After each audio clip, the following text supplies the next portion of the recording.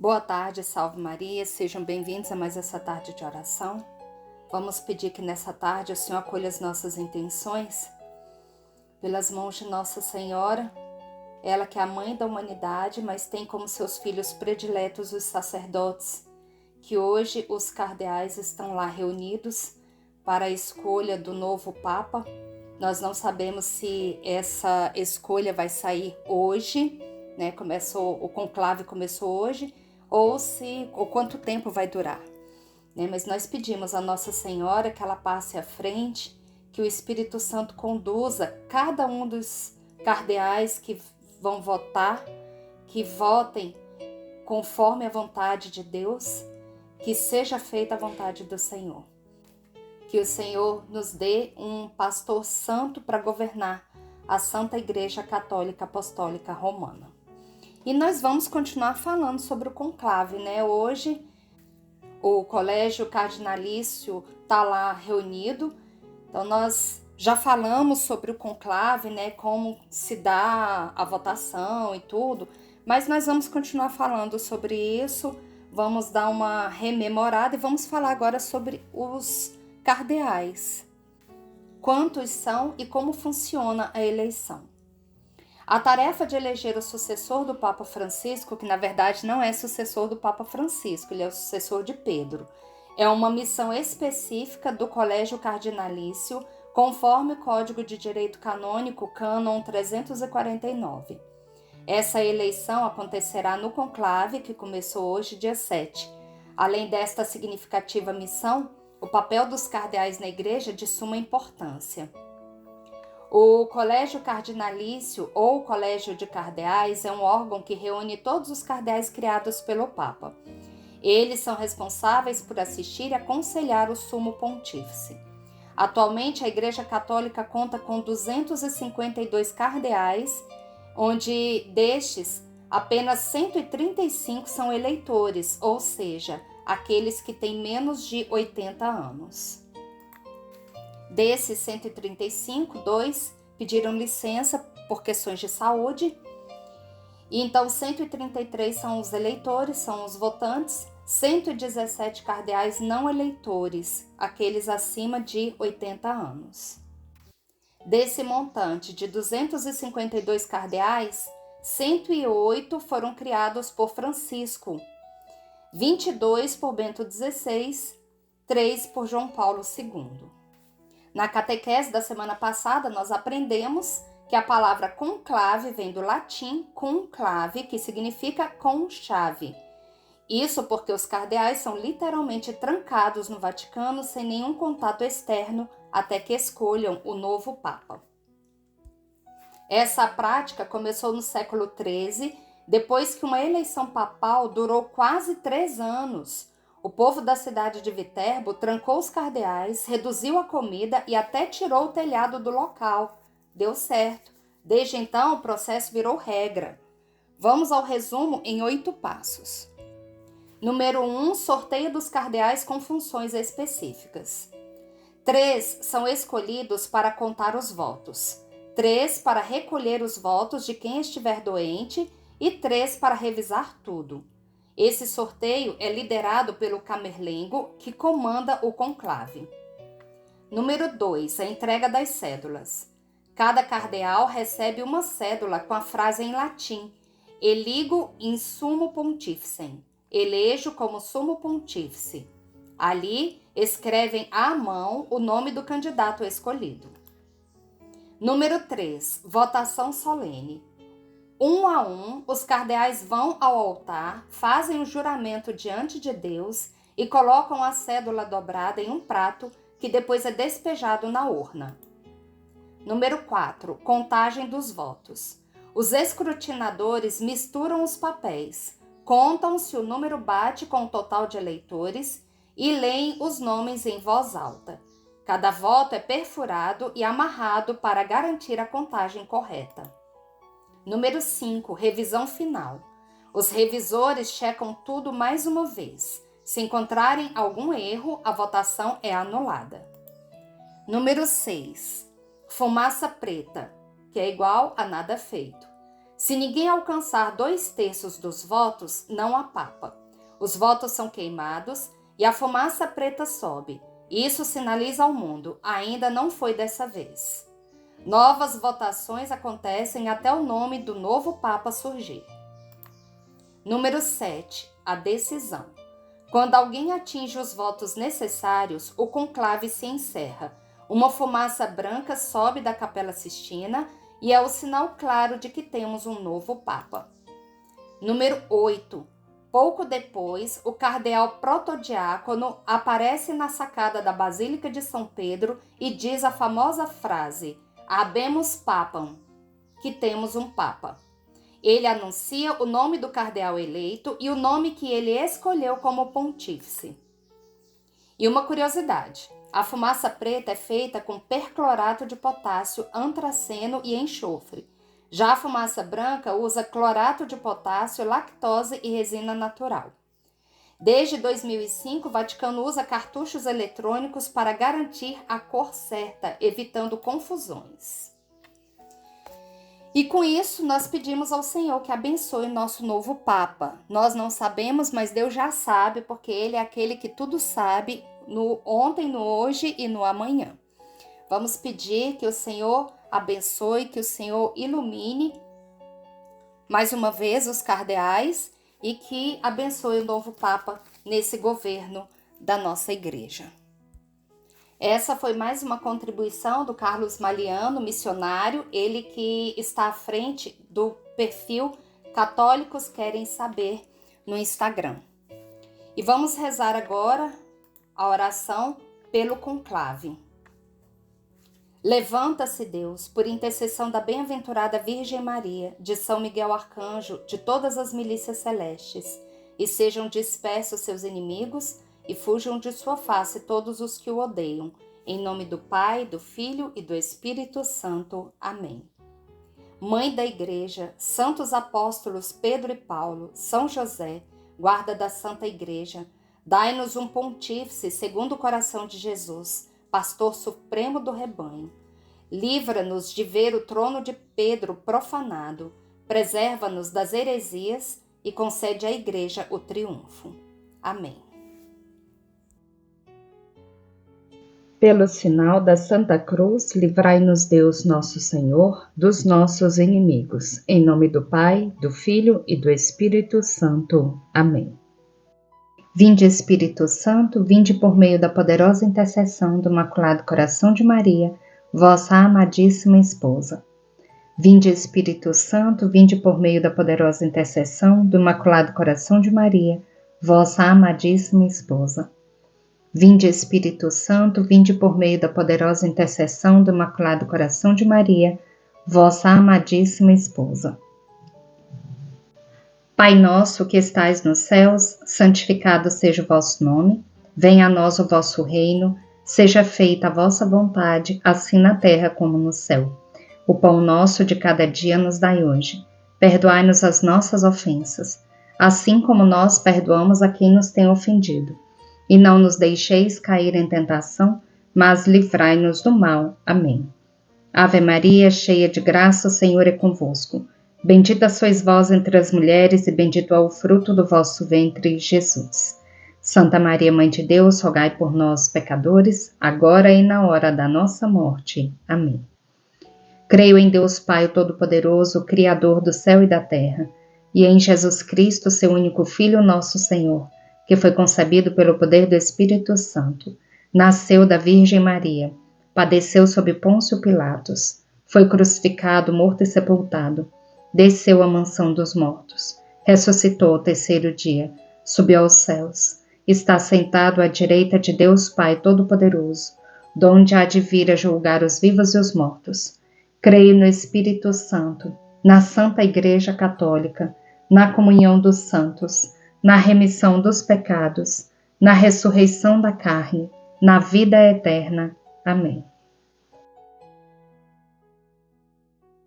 Nessa primeira dezena, nós vamos pedir ao Senhor as intenções pela saúde, a saúde física, a saúde espiritual, a saúde mental de cada um de nós. Que o Senhor acolha essas intenções, que o Senhor sonde os nossos corações E o Senhor sabe todos aqueles que nos pediram orações, que o Senhor também os visite nessa tarde.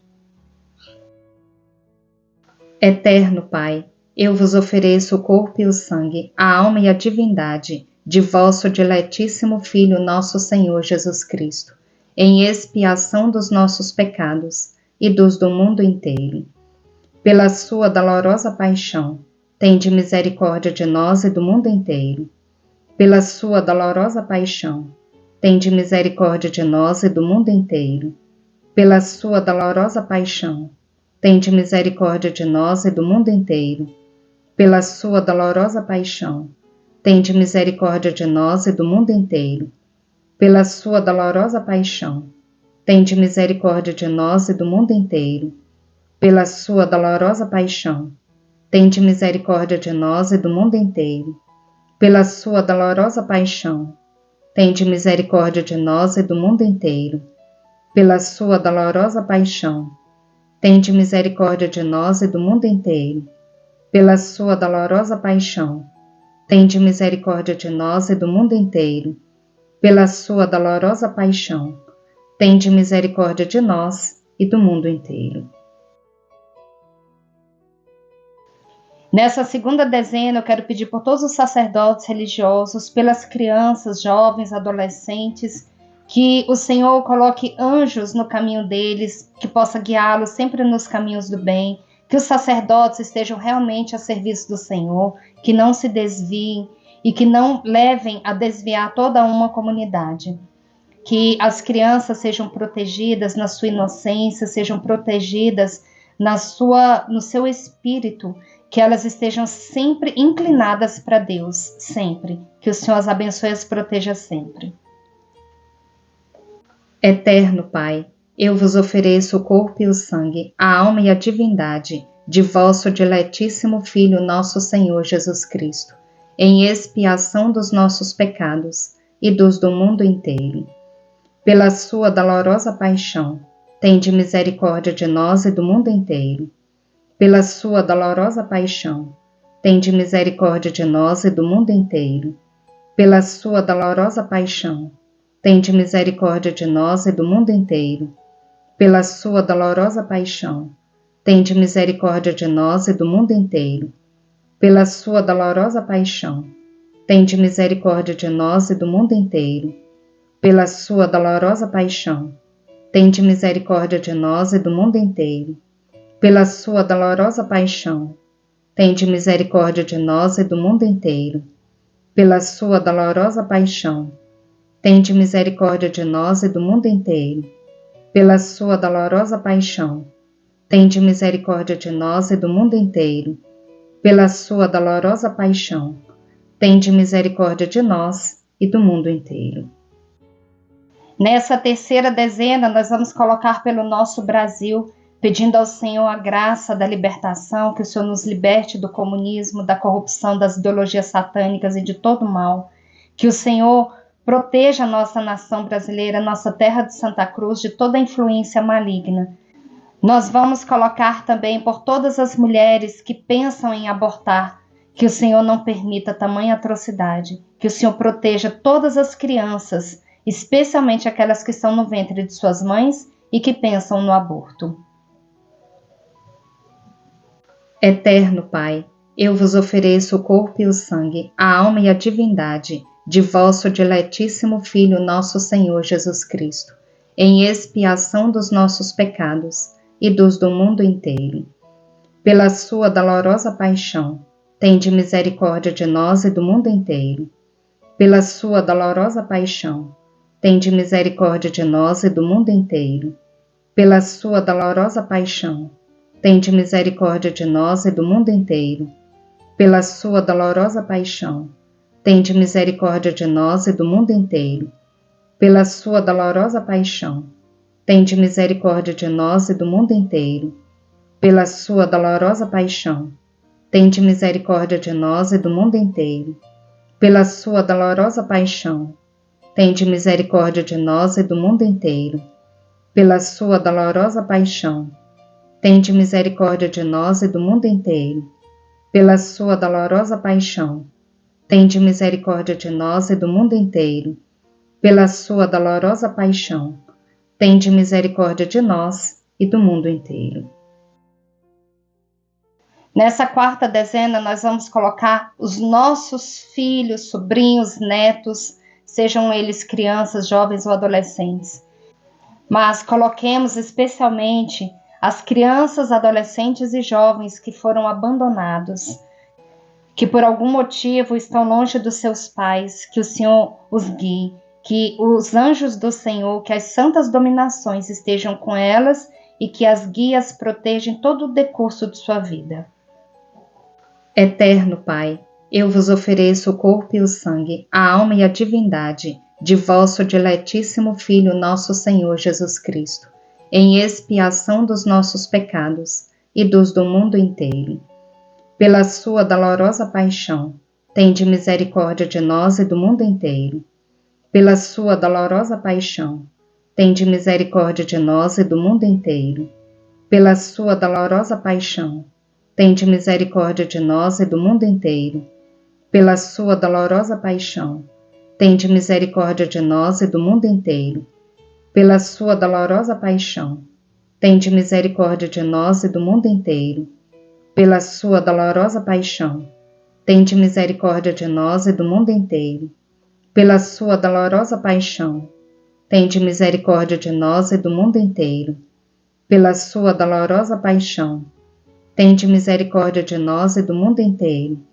Pela sua dolorosa paixão, tende misericórdia de nós e do mundo inteiro.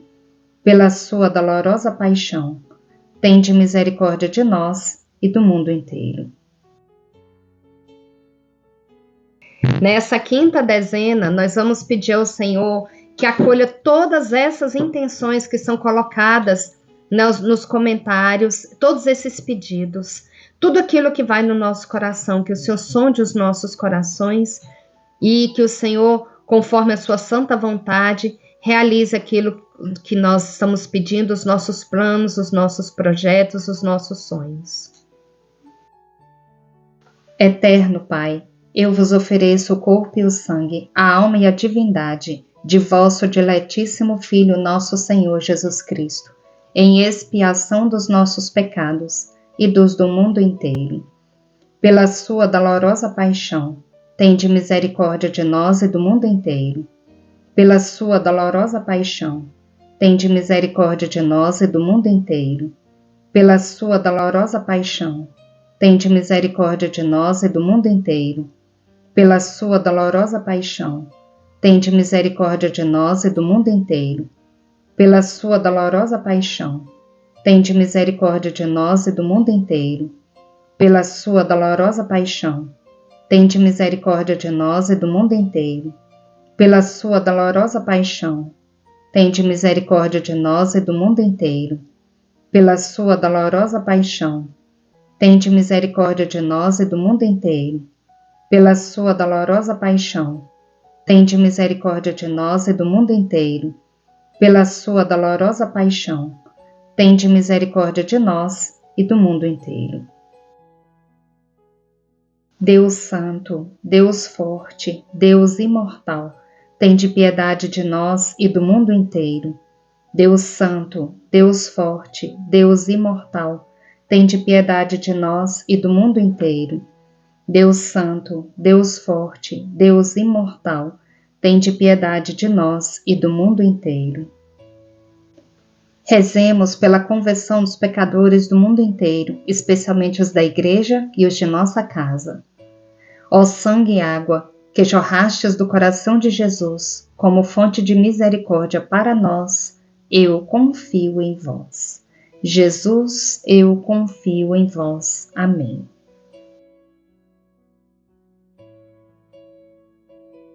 Agora vamos ouvir a meditação do Diário de Santa Faustina, com a Patrícia Mendes, missionária da Canção Nova.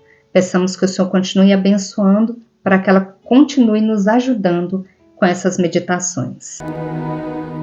Diário de Santa Faustina, 1273.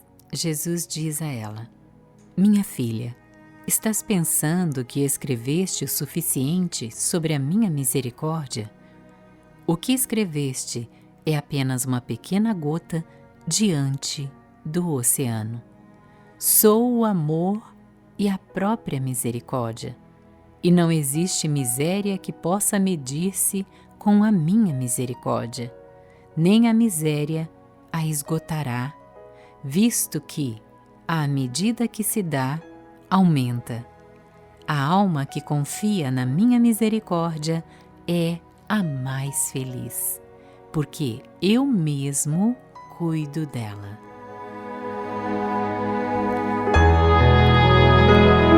Que palavras consoladoras ao nosso coração, à nossa alma, neste momento. E essas palavras também hoje são dirigidas a mim e a você. No primeiro momento, Jesus vem dizer à irmã Faustina que tudo aquilo que ela escreveu sobre a misericórdia divina, e que não é pouco, basta nós vermos, não é, o diário de Santa Faustina. Ela escreveu alguns cadernos em obediência à sua superiora e também em obediência ao seu diretor espiritual, Padre Miguel Sopoco. São cadernos em que diariamente ela anotava todas as inspirações, todas as experiências místicas, enfim, tudo aquilo que Jesus misericordioso lhe ordenava. Tudo isso, tendo estudado apenas os primeiros anos. Ela era semi-analfabeta, mas escreveu em obediência porque ela se deixou usar. Ela foi um verdadeiro instrumento nas mãos do Senhor. E Jesus a questiona: estás pensando que escreveste o suficiente sobre a minha misericórdia? O que escreveste é apenas uma pequena gota diante do oceano. E a gente sabe o que é uma pequena gota diante do oceano. Ela é insignificante, ela é pequena demais diante da extensão, da amplitude, do tamanho do oceano. Mas aqui Jesus quer dizer que mesmo tudo isso que a irmã Faustina escreveu e que nos ajuda, que nos alimenta espiritualmente, que nos forma e nos ensina o que é misericórdia, tudo isso ainda é uma pequena gota diante do oceano. E por isso nós precisamos viver, experimentar essa misericórdia, precisamos testemunhar essa misericórdia para o mundo, precisamos viver essa misericórdia com os nossos irmãos, com aqueles que mais precisam. Precisamos ser misericordiosos, levar a misericórdia. O mundo precisa experimentar a misericórdia de Deus através de mim, através de você. E precisamos também falar dessa misericórdia para com todos aqueles que nós conhecemos e todos aqueles que se aproximarem de nós. Como o mundo necessita viver a misericórdia nesses últimos tempos. Nós sabemos que se aproxima a segunda vinda de Nosso Senhor, e essa é a última tábua de salvação. E por mais que falemos da misericórdia, nunca será suficiente. É isso que Jesus revela à irmã Faustina. Mas ele também vem dizer a mim e a você: sou o amor e a própria misericórdia, e não existe miséria que possa medir-se com a minha misericórdia, nem a miséria a esgotará, visto que a medida que se dá, aumenta. Esse é o segredo do amor e da misericórdia. Quanto mais se dá, mais aumenta. Quanto mais eu amo, mais esse amor aumenta em mim. Quanto mais eu sou misericordioso, misericordiosa, mais essa misericórdia se expande dentro de mim. E Jesus se revela dizendo que não se pode comparar a miséria, medir a miséria com a sua misericórdia. A nossa miséria nunca, nunca, nunca esgotará a misericórdia de Deus. Porque essa misericórdia é infinita. A alma que confia na misericórdia é a mais feliz, porque eu mesmo cuido dela. Ah, meus irmãos, não percamos tempo. Confiemos na misericórdia de Deus. Você que se sente um grande pecador, uma grande miserável, Se volte agora para a misericórdia, peça a conversão, peça a mudança de vida. O Senhor pode transformar a sua vida, o Senhor pode transformar a sua realidade, o Senhor Jesus pode transformar toda e qualquer situação na nossa vida se nós confiarmos na sua misericórdia. Bendigamos ao Senhor, demos graças a Deus. Rezemos agora o terço do amor, pedindo ao Senhor a libertação das almas do purgatório, que o Senhor tenha misericórdia e que elas sintam o alívio através das nossas orações. Pai nosso que estais nos céus, santificado seja o vosso nome, venha a nós o vosso reino, seja feita a vossa vontade, assim na terra como no céu. O pão nosso de cada dia nos dai hoje. Perdoai-nos as nossas ofensas, assim como nós perdoamos a quem nos tem ofendido. E não nos deixeis cair em tentação, mas livrai-nos do mal. Amém. Ave Maria, cheia de graça, o Senhor é convosco. Bendita sois vós entre as mulheres, e bendito é o fruto do vosso ventre, Jesus. Santa Maria, Mãe de Deus, rogai por nós, pecadores, agora e na hora da nossa morte. Amém. Creio em Deus Pai Todo-Poderoso, Criador do céu e da terra, e em Jesus Cristo, seu único Filho, nosso Senhor, que foi concebido pelo poder do Espírito Santo, nasceu da Virgem Maria, padeceu sob Pôncio Pilatos, foi crucificado, morto e sepultado, desceu à mansão dos mortos, ressuscitou ao terceiro dia, subiu aos céus, está sentado à direita de Deus Pai Todo-Poderoso, donde há de vir a julgar os vivos e os mortos. Creio no Espírito Santo, na Santa Igreja Católica, na comunhão dos santos, na remissão dos pecados, na ressurreição da carne, na vida eterna. Amém. Nessa primeira dezena, nós vamos colocar pelas almas de todos os nossos antepassados, pelas almas de todos os irmãos que passaram por essa hora da misericórdia, que rezaram conosco, também por todos aqueles que morreram de forma súbita, que o Senhor acolha todas essas almas. Doce coração de Jesus, sede meu amor. Doce coração de Maria, sede a minha salvação. Jesus, Maria, eu vos amo, salvai almas. Jesus, Maria, eu vos amo, salvai almas. Jesus, Maria, eu vos amo, salvai almas. Jesus, Maria, eu vos amo, salvai almas. Jesus, Maria, eu vos amo, salvai almas. Jesus, Maria, eu vos amo, salvai almas. Jesus, Maria, eu vos amo, salvai almas. Jesus, Maria, eu vos amo, salvai almas. Jesus, Maria, eu vos amo, salvai almas. Jesus, Maria, eu vos amo, salvai almas.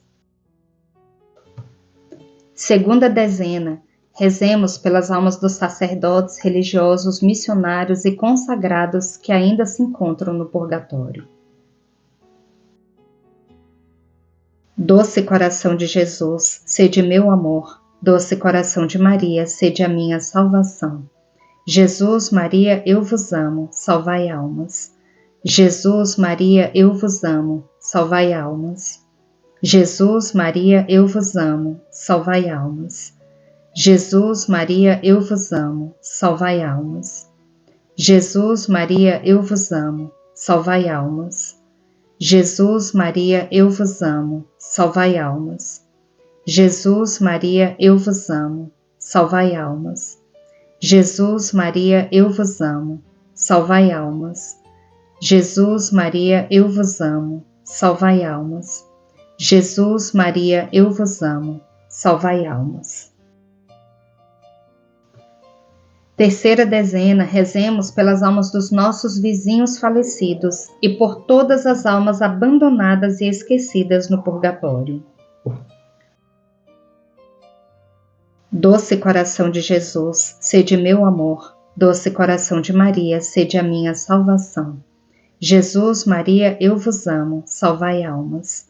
Jesus, Maria, eu vos amo, salvai almas. Jesus, Maria, eu vos amo, salvai almas. Jesus, Maria, eu vos amo, salvai almas. Jesus, Maria, eu vos amo, salvai almas. Jesus, Maria, eu vos amo, salvai almas. Jesus, Maria, eu vos amo, salvai almas. Jesus, Maria, eu vos amo, salvai almas. Jesus, Maria, eu vos amo, salvai almas. Jesus, Maria, eu vos amo, salvai almas. Quarta dezena. Rezemos pelas almas dos sacerdotes falecidos que passaram pela nossa vida.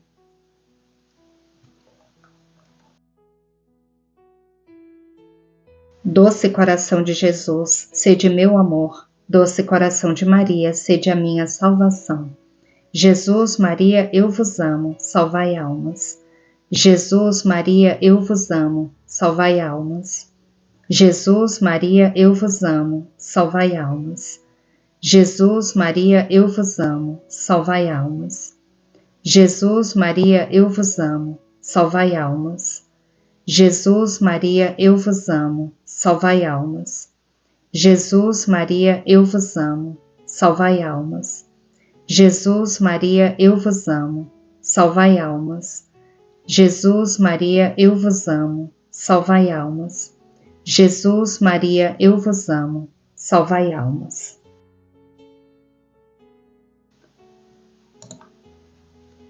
Quinta dezena. Rezemos pelas almas dos suicidas. Doce coração de Jesus, sede meu amor. Doce coração de Maria, sede a minha salvação. Jesus, Maria, eu vos amo, salvai almas. Jesus, Maria, eu vos amo, salvai almas. Jesus, Maria, eu vos amo, salvai almas. Jesus, Maria, eu vos amo, salvai almas. Jesus, Maria, eu vos amo, salvai almas. Jesus, Maria, eu vos amo, salvai almas. Jesus, Maria, eu vos amo, salvai almas. Jesus, Maria, eu vos amo, salvai almas. Jesus, Maria, eu vos amo, salvai almas. Jesus, Maria, eu vos amo, salvai almas. Sagrado coração de Jesus, fazei com que eu vos ame cada vez mais. Sagrado coração de Jesus, fazei que eu vos ame cada vez mais. Sagrado coração de Jesus, fazei que eu vos ame cada vez mais. Amém.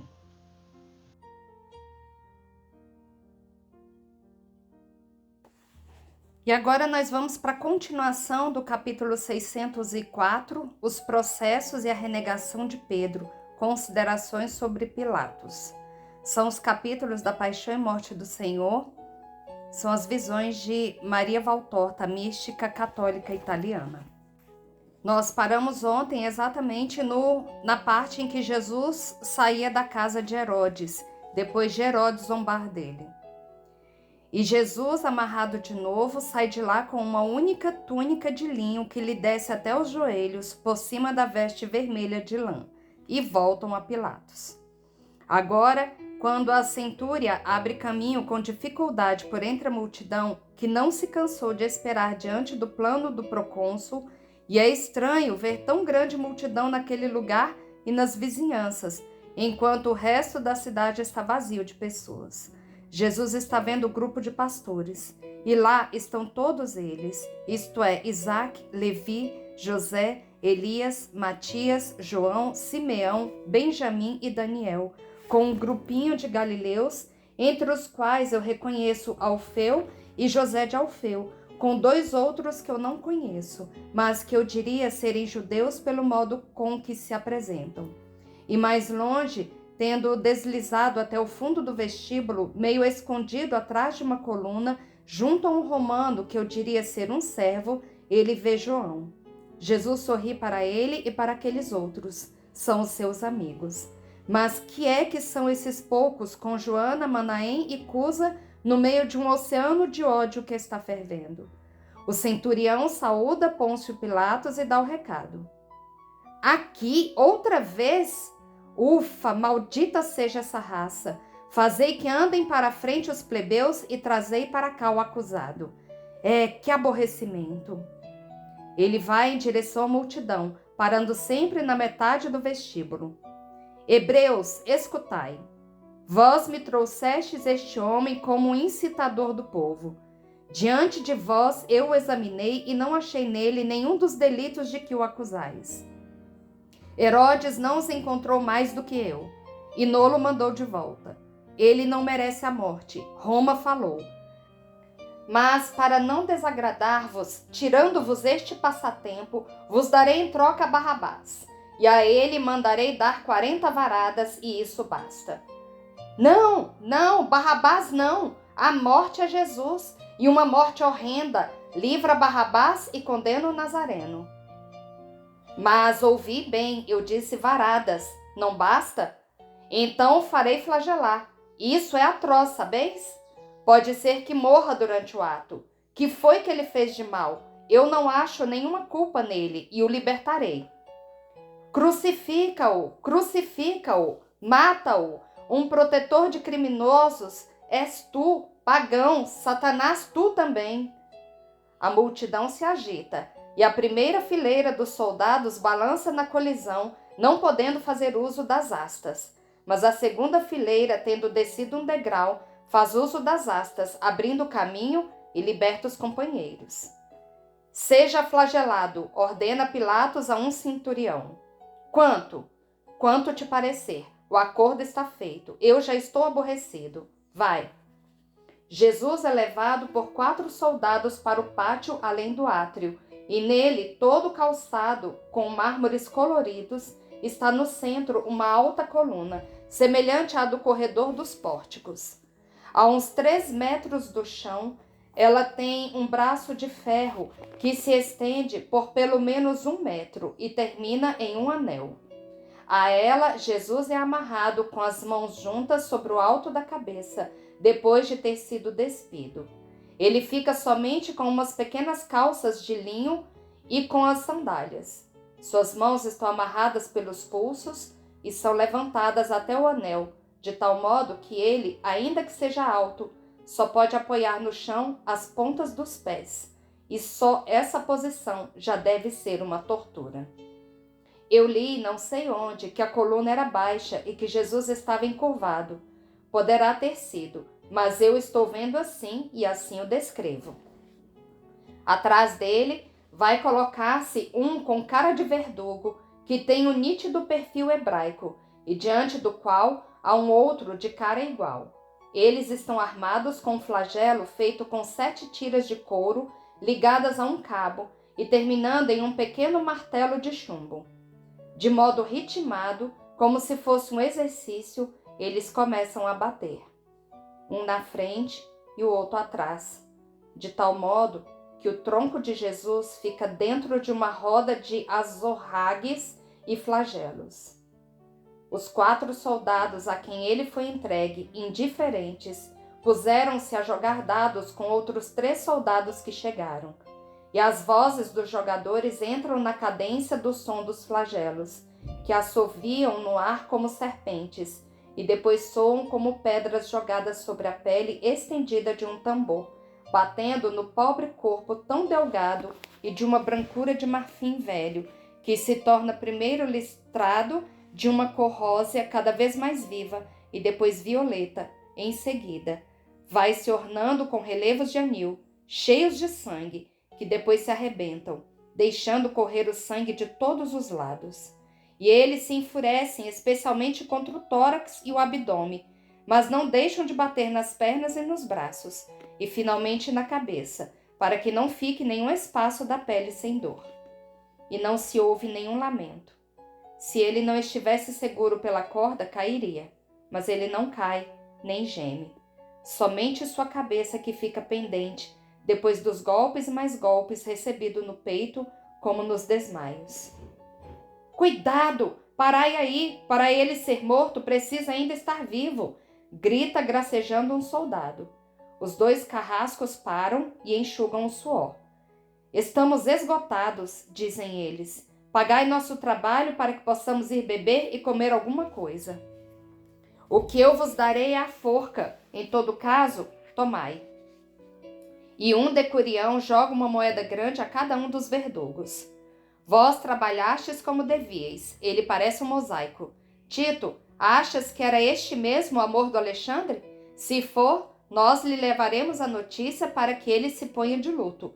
Vamos afrouxá-lo um pouco. Eles o afrouxam e Jesus cai no chão como morto. E eles o deixam lá, empurrando-o de vez em quando com o pé calçado com uma sandália para ver se ele ainda geme. Mas ele se cala. Será que está morto? Será possível? Ele é jovem e operário, como me disseram, mas parece uma dama delicada. Agora nisto penso eu, diz um soldado, e o faz sentar-se com a espinha encostada na coluna, no lugar em que ele estava a grumos de sangue. Depois ele vai a uma fontezinha que cantarola por baixo do pórtico, enche um balde de água e o derrama sobre a cabeça e sobre o corpo de Jesus. Isto, às flores a água faz bem. Jesus dá um suspiro profundo e procura levantar-se, mas ainda está com os olhos fechados.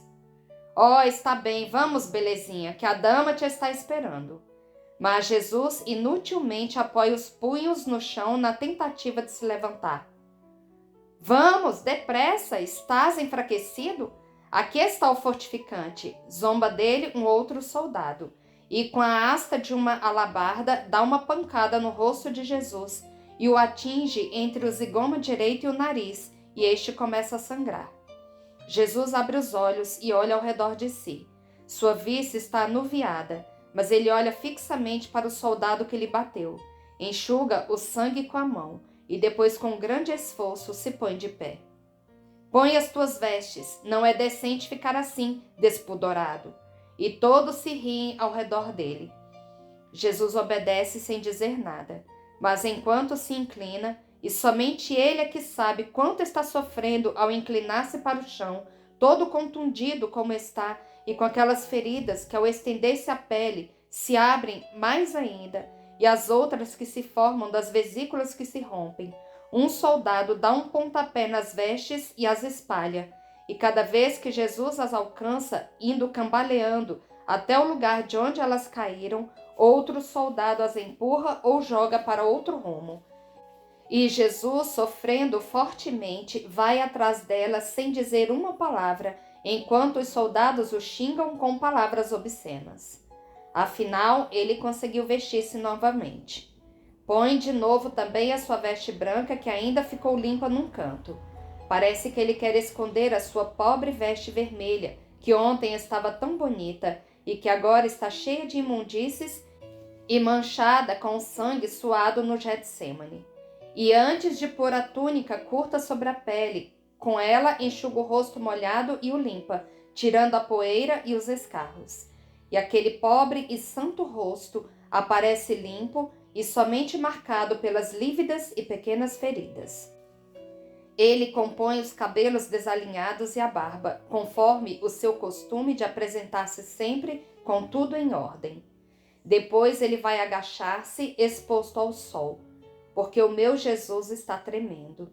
A febre começa a percorrer seu corpo com os calafrios, e até a fraqueza pelo sangue perdido, pelo jejum e pela longa caminhada, tudo isso molesta. Amarraram-lhe de novo as mãos, e a corda volta a friccionar rudemente nos pontos em que já estava feito um bracelete vermelho da pele esfolada.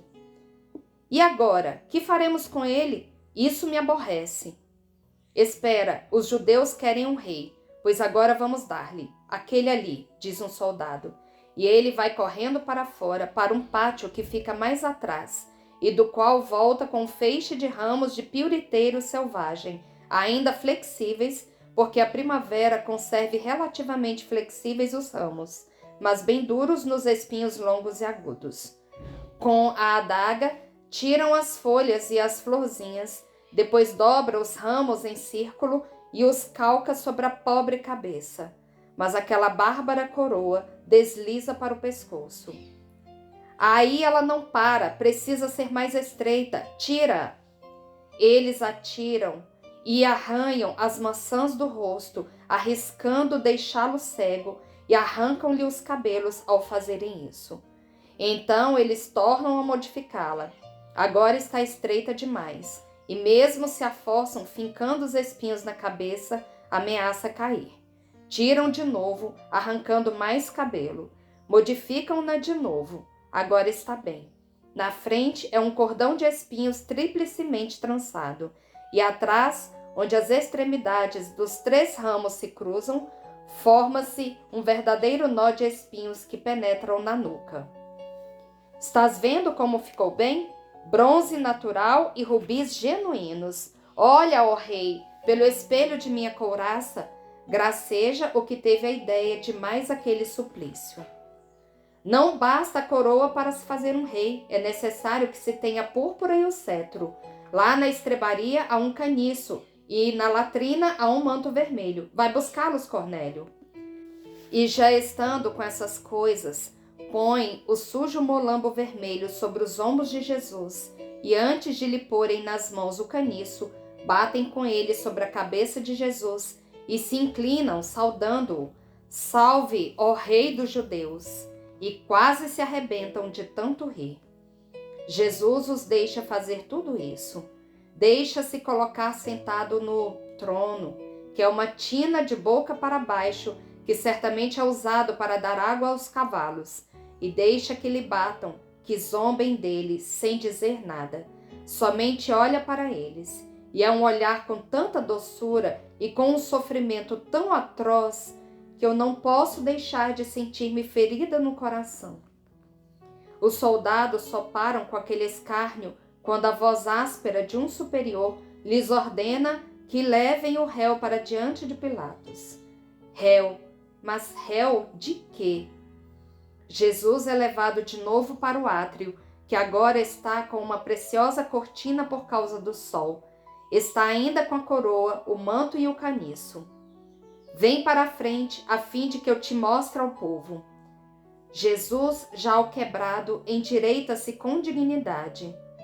Oh, ele é verdadeiramente um rei. Ouvi, ó hebreus, aqui está o homem, eu o puni, e agora deixai-o ir embora. Não, não, queremos vê-lo, venha cá fora, queremos ver o blasfemador. Levai-o para fora, mas tomai cuidado para que ele não seja capturado. E enquanto Jesus desce para o vestíbulo e se apresenta no quadrado dos soldados, Pôncio Pilatos o mostra com a mão, dizendo: Eis aqui o homem, o vosso rei, ainda não vos basta? O sol de um dia abafado que já desce no horizonte nessa metade entre a hora terça e a sexta, eleva-se e dá realce aos olhares e aos semblantes. Serão homens aqueles? Não, são hienas hidrófobas. Eles gritam, mostram os punhos, exigem morte. Jesus está ereto, e eu lhes asseguro que ele não havia mostrado a nobreza como nesta hora, nem mesmo quando fazia os mais estupendos milagres, a nobreza na dor, mas de tal modo divino que bastaria para pôr-lhe o nome de Deus. Mas para dizer esse nome é preciso que se seja pelo menos homens. E Jerusalém hoje não tem homens, só tem demônios. Jesus passa o olhar sobre a multidão, procura e encontra, no meio dos rostos odiendos, os rostos amigos. Quantos são? Menos de 20 amigos no meio de milhares de inimigos. E inclina a cabeça ferido por esse abandono. Uma lágrima cai, depois outra e mais outra. A vista do seu pranto não gera piedade, mas um ódio ainda mais feroz. Ele é levado de novo para o átrio. E então, deixai-o ir, é justiça. Não, ele vai para a morte, crucifica-o. Eu vos entrego Barrabás. Não, o Cristo. E então, prendei-o vós, e por vós mesmos crucificai-o, porque eu não encontro culpa alguma nele para fazer isso. Ele se disse filho de Deus, e a nossa lei castiga com a morte o réu de tal blasfêmia. Pilatos fica pensativo, depois torna a entrar, vai assentar-se no seu trono, põe uma mão na fronte e o cotovelo sobre o joelho e fica prescrutando Jesus. Aproxima-te, diz ele. Jesus vai para os pés do estrado. É verdade? Responde-me. Jesus fica calado. De onde vens? Quem é Deus? É o tudo. E daí, que quer dizer o tudo? Que é o tudo para quem morre. Estás doido? Não há Deus, eu sou. Jesus fica calado. Ele deixou sair a grande palavra e depois volta a fechar-se em seu silêncio. Pôncio, a liberta da Cláudia Próculo está pedindo para entrar. Ela traz um escrito para ti. Senhores, até as mulheres agora? Que venha. Entra uma romana e se ajoelha, apresentando-lhe uma tabuinha encerada. Deve ser aquela na qual Prócula pede ao marido que não condene a Jesus. A mulher se retira andando para trás, enquanto Pilatos lê. Estão me aconselhando a evitar a tua morte. É verdade que tu és mais do que um arúspice? Tu me causas medo. Jesus fica calado. Mas não sabes que eu tenho poder para te livrar ou para te crucificar? Jesus fala finalmente. Nenhum poder terias se não te fosse dado lá do alto. Por isso, quem me entregou em tuas mãos é mais culpado do que tu. Quem foi? O teu Deus? Eu tenho medo. Jesus fica calado. Pilatos está andando sobre espinhos. Quereria e não quereria. Tem medo do castigo de Deus, tem medo do castigo de Roma e tem medo das vinganças dos judeus. Por um momento, o que vence é o medo de Deus. E assim ele vai para a frente do átrio e troveja. Ele não é o culpado. Se dizes isso, és inimigo de César. Quem se torna réu é inimigo dele. Tu queres libertar o Nazareno. Nós vamos fazer que César fique sabendo disso. Pilatos se vê tomado pelo medo do homem. Quereis vê-lo morto, então? Pois que seja, mas que o sangue deste justo não esteja em minhas mãos. E tendo feito que lhe levassem uma bacia, lavou suas mãos na presença do povo, que parece estar tomado por um frenesi enquanto grita: sobre nós caia, sobre nós o sangue dele, caia sobre nós e sobre os nossos filhos. Nós não temos medo, seja crucificado, seja crucificado. Pôncio Pilatos volta para o seu trono, chama o centurião Longino e um escravo. Pelo escravo, ele faz que seja levada uma tábua sobre a qual coloca um cartaz e manda que se escreva nele: Jesus Nazareno, Rei dos Judeus, e o mostra ao povo. Não, assim não, não escrevas Rei dos Judeus, mas que ele disse que seria Rei dos Judeus. Gritam muitos. O que eu escrevi está escrito, diz com dureza Pilatos.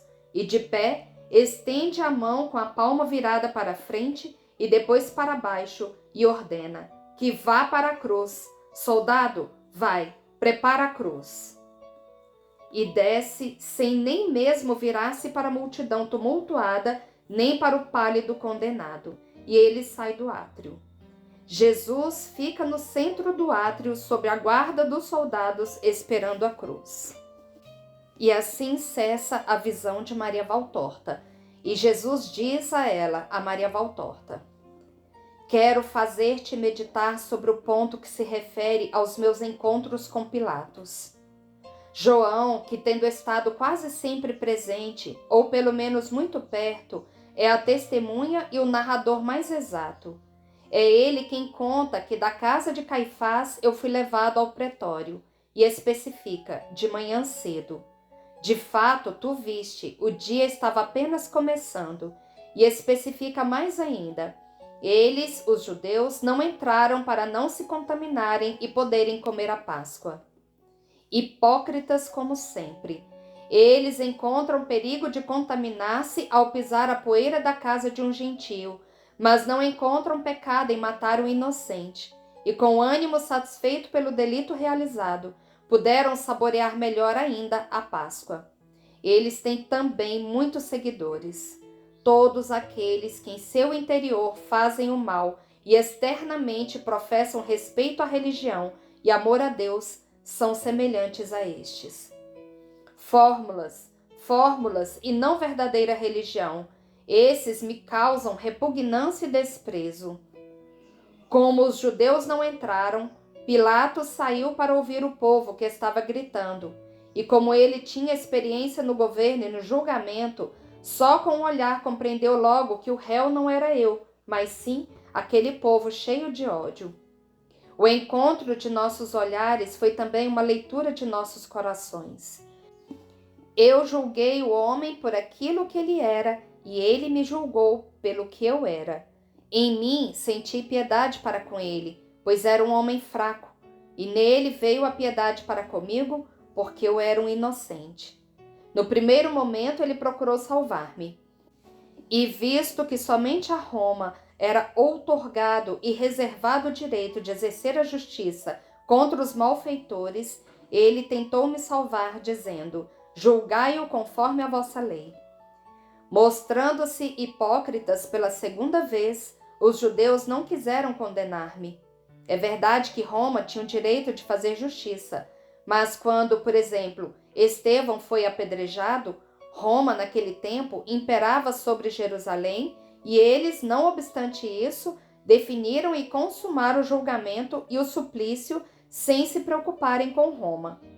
Comigo, por quem eles não sentiam amor, mas ódio e medo, pois não queriam reconhecer-me como Messias, mas também não queriam matar-me materialmente, na dúvida de que eu o fosse, agiram de uma maneira diferente e passaram a acusar-me como sublevador do povo contra o poder de Roma.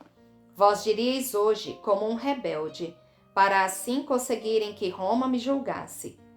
Em sua reunião infame, assim como outras vezes durante os 3 anos do meu ministério, eles me haviam acusado de ser blasfemador e falso profeta, e como tal deveria ter sido lapidado ou de todo modo morto. Mas agora, para realizar materialmente o delito, do qual sentem por instinto que seriam punidos, fazem com que seja Roma a acusar-me de malfeitor e rebelde. Não há nada de mais fácil, quando as multidões estão pervertidas e seus chefes estão endemoninhados, do que acusar o inocente, a fim de satisfazerem a sua libidinagem, ferocidade e usurpação, e liquidar quem representa um obstáculo em um julgamento. Voltamos agora aos tempos de outrora.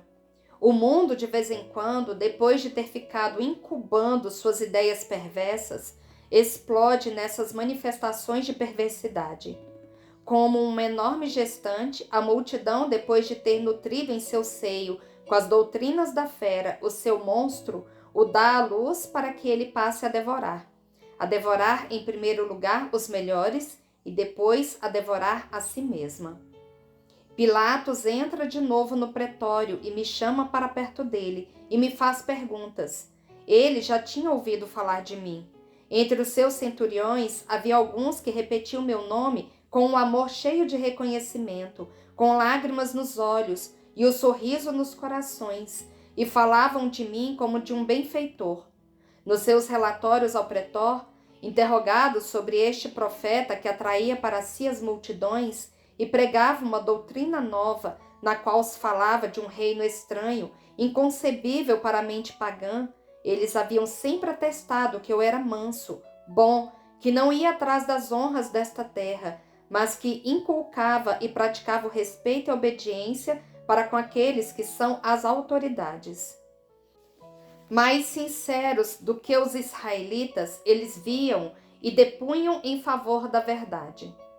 No último domingo, atraído pelo clamor da multidão, ele tinha ido olhar a rua e visto passar sobre uma jumentinha um homem desarmado, que abençoava e estava rodeado de crianças e de mulheres. Ele tinha compreendido que não podia, com certeza, ser um perigo para Roma um homem como aquele. Por isso é que ele quer saber se eu sou o rei. Em seu irônico ceticismo pagão, ele queria rir-se um pouco desta realeza que vai montada em um burro e que tem por seus cortesãos meninos descalços, mulheres sorridentes, homens do povo, desta realeza que há 3 anos vem pregando que não sente atração pela riqueza nem pelo poder, e que não fala de outras conquistas a não ser daquelas do espírito e da alma. E que é que vem a ser a alma para um pagão?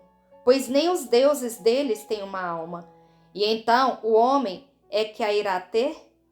E agora mesmo este rei sem coroa, sem palácio real, sem corte, sem soldados, é que repete que o seu reino não é deste mundo. E isso é tão verdade que nenhum ministro e nenhuma milícia se levanta para defender o seu rei e arrancá-lo das mãos dos seus inimigos. Pilatos, sentado em seu trono, fica me prescrutando, porque para ele eu sou um enigma. Se ele livrasse sua alma dos cuidados humanos, do orgulho do cargo, do erro do paganismo, logo compreenderia quem eu sou. Mas como pode a luz penetrar num lugar onde há muitas coisas fechando as aberturas para que a luz não entre? É sempre assim, meus filhos, agora também. Como pode Deus entrar com a sua luz onde não há mais espaço para eles e onde as portas e as janelas estão barradas e protegidas pela soberba, pela humanidade, pelo vício, pela usura, por tantos guardas que estão a serviço de Satanás contra Deus? Pilatos não pôde entender como é o meu reino. E o que é mais doloroso é que ele não me pede que lhe explique. Ao meu convite para que ele procure conhecer a verdade, o indomável pagão responde: que é a verdade? E com um levantar de ombros deixa de lado o assunto. Ó filhos, ó meus Pilatos de agora, também vós, como Pôncio Pilatos, deixais cair, com um levantar de ombros, os assuntos mais vitais.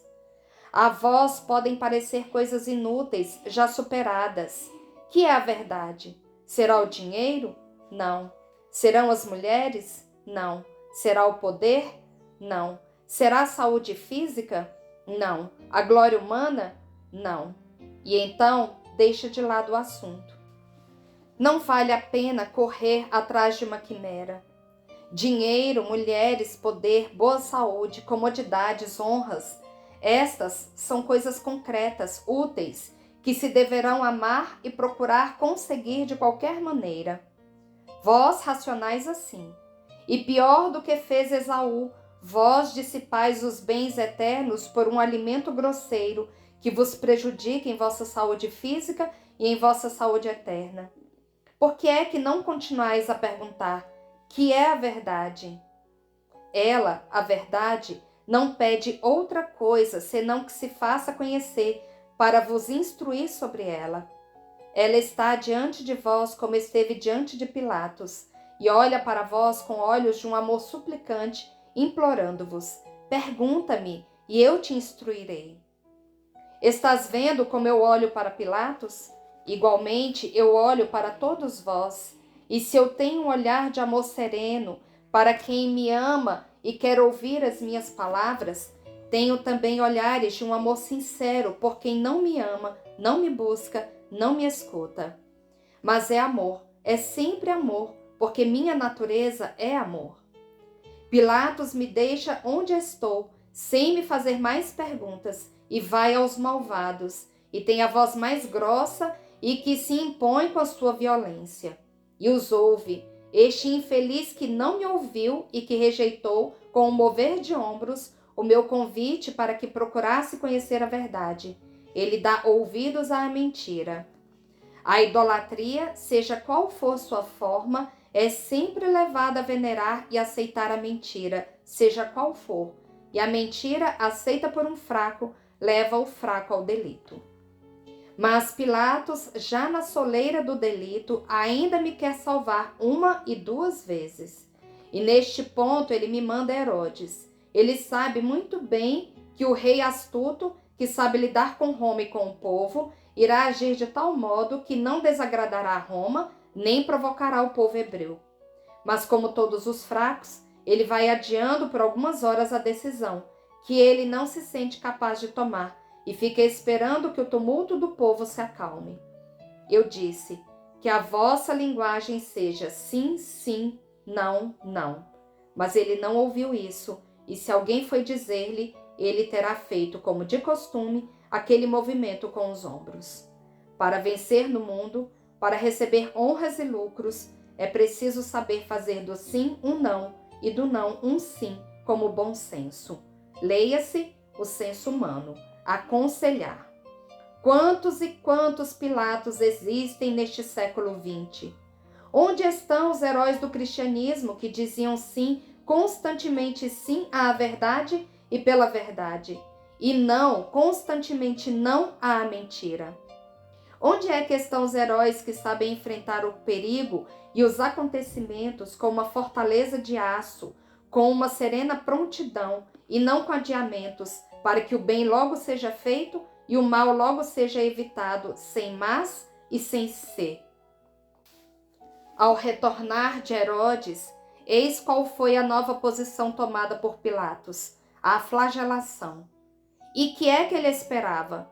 Não saberia ele que a multidão é como uma fera e quando começa a ver o sangue se assanha? Mas eu tinha que ser todo machucado para expiar os vossos pecados da carne. E eu fui machucado. Eu sou o homem do qual fala Isaías. E ao suplício que foi ordenado, acrescentou-se o que não foi ordenado, mas que foi inventado pela crueldade humana, o suplício dos espinhos. Estais vendo, ó homens, o vosso Salvador, o vosso Rei, coroado de dor para livrar vossa cabeça de tantas culpas que nela fermentam? Não pensais, ó homens, qual foi a dor que sofreu minha cabeça inocente, a fim de pagar por vós, pelos vossos pecados cada vez mais atrozes, por pensamentos que se transformam em ações? Vós que vos ofendeis, até quando não há motivo para tanto, olhai para o rei ofendido, e ele é Deus, com o seu irônico manto de púrpura rasgado, com um cetro que é um caniço, e uma coroa que é de espinhos. Ele já está quase morrendo, e o esbofeteio ainda com suas mãos e com os escárnios. Mas nem com tudo isso vós vos moveis à piedade.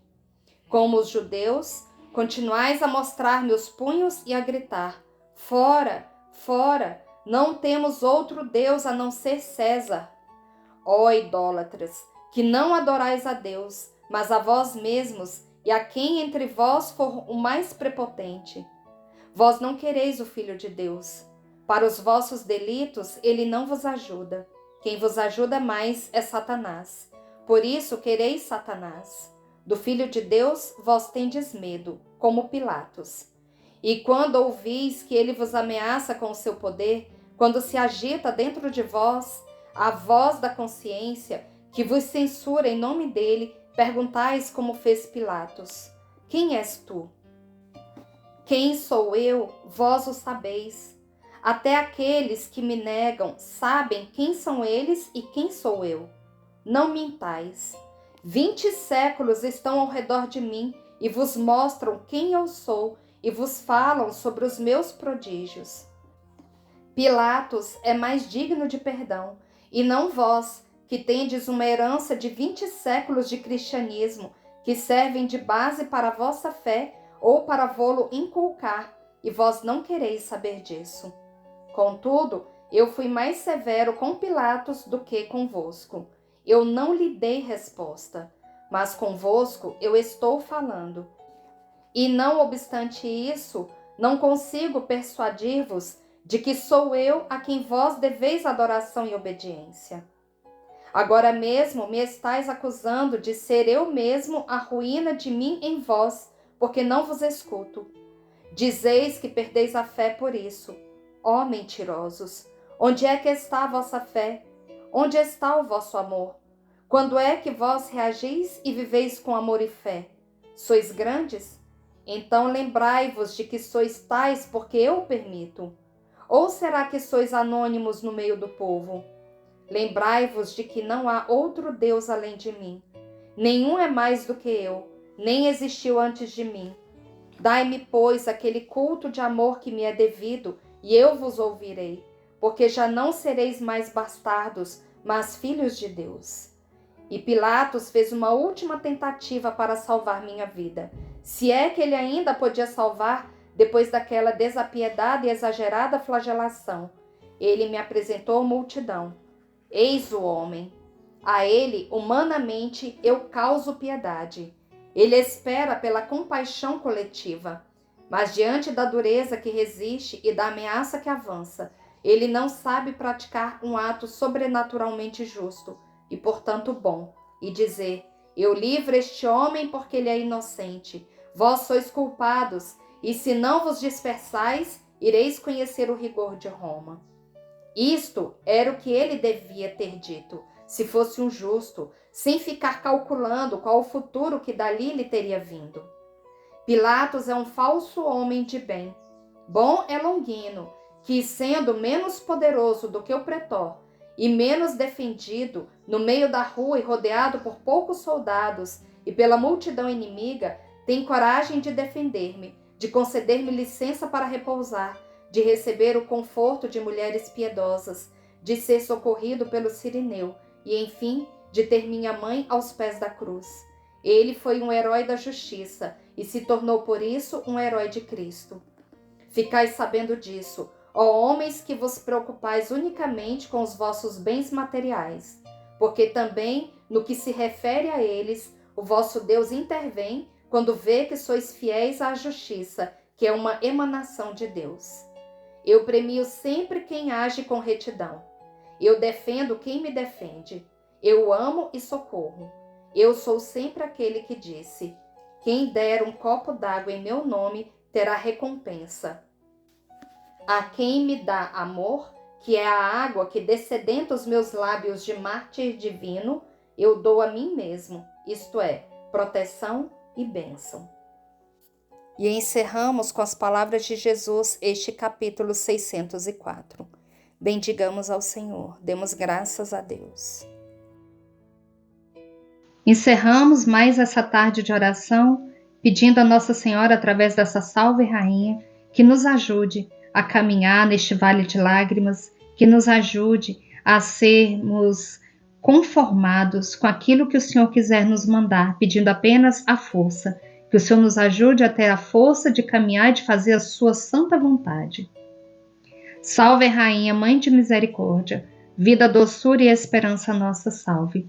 A vós bradamos os degredados filhos de Eva, a vós suspiramos gemendo e chorando neste vale de lágrimas.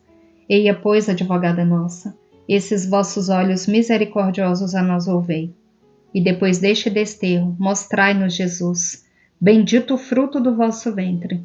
Ó clemente, ó piedosa, ó doce sempre Virgem Maria. Rogai por nós, Santa Mãe de Deus, para que sejamos dignos das promessas de Cristo. Amém. Estivemos e sempre estaremos reunidos em nome do Pai, do Filho e do Espírito Santo. Amém. Até amanhã, se Deus quiser. Fiquem com Deus e que Nossa Senhora passe à nossa frente.